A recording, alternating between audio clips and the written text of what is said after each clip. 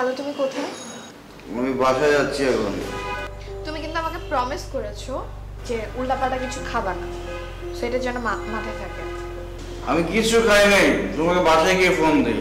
ঠিক আছে, বাসায় গিয়ে ফোন দিই।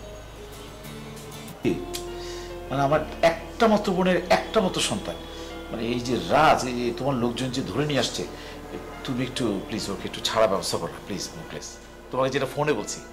আরে আপনার ব্যাগ না, আমি না চাইরা পারি। একটু ডাকো না। এই রাজকে নিয়ে আসো।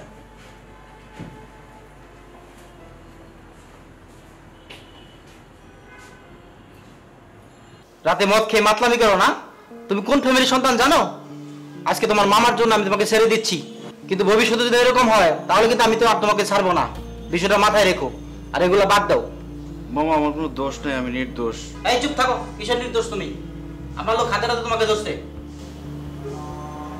আচ্ছা ঠিক আছে, মোকলেস